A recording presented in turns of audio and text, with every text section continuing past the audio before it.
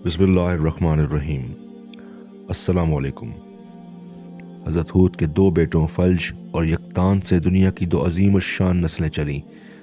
बिन फल्ज से हज़रत इब्राहीम अलैहिस्सलाम और दीगर अनबिया कराम का ज़हूर हुआ, जबकि यकतान, जिसे बनु कहतान भी कहते हैं, अरबों का एक बड़ा कबीला था। इस कौम की हलाकत के बाद इसी की एक शाख, जिसे आदे सानिया या समूद भी कहते हैं, अरब के शुमाली हिस्से, जिसे वादी अल कुरा या उम्मुल कुरा भी कहते हैं, में आबाद हुई। इनका दारुल हुकूमत हजर था, जो शाम और यमन की शाहरा पर वाक़ था, और इसे आजकल मदाइन साले कहते हैं। पहाड़ों को काट कर मकान बनाना और पत्थरों की इमारत तो मकाबिर तैयार करना इनका फ़न खसूसी था।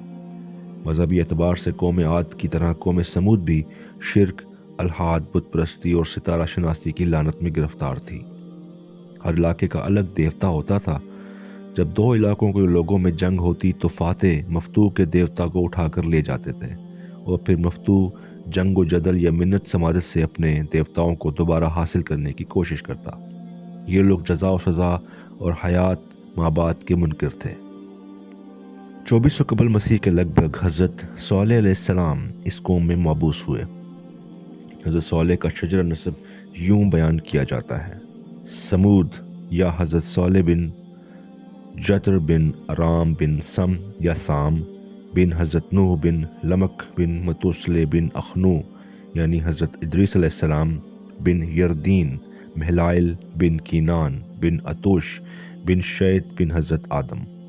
यहाँ इस अमर की वजाहत भी ज़रूरी है कि बाइबल में जतर की औलाद की जगह खाली है, लेकिन इस्लामी तवारीख़ के मुताबिक जतर के बेटे समूद ही हज़रत सालेह थे, और यही कौम आद के पैगंबर थे।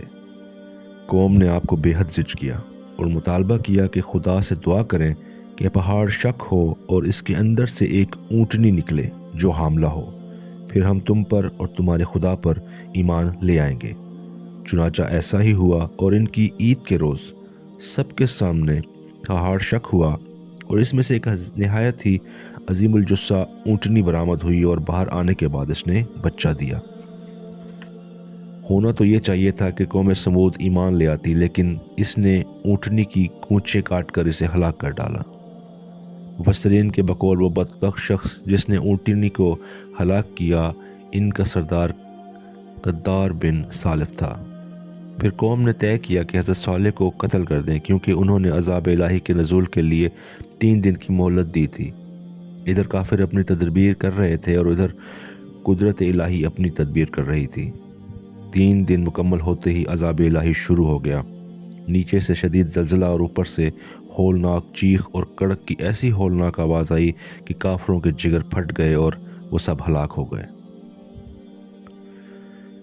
सन 610 में जब हजूर सल्लल्लाहु अलैहि वसल्लम ने ऐलान नबूवत फरमाया तो इस कौम का एक फ़र्द भी कहीं मौजूद न था। अलबत्ता कौम समूद के निशानात वादी अल कुरा में मौजूद थे, और जाने वाले तिजारती काफ़िले यहाँ से होकर गुजरते थे। तबूक जाते हुए हजूर सल्लल्लाहु अलैहि वसल्लम ने सहाबा कराम को इस मकाम की निशानदही की थी, जो ऊँटनी की पैदाइश और चलने फिरने की जगह थी। आप सल्लल्लाहु अलैहि वसल्लम ने सहाबा कराम को वहाँ का पानी इस्तेमाल करने से मना फरमाया और हुक्म दिया कि वहाँ से इस्तग़फ़ार करते गुजरें। बाज़ मुहक्किकीन का ख्याल है कि समूद की तबाही आतिशफ़शां पहाड़ के फटने से हुई थी, जिसके लावे के निशानात आज भी मदाइन साले के मगरिब में मौजूद हैं।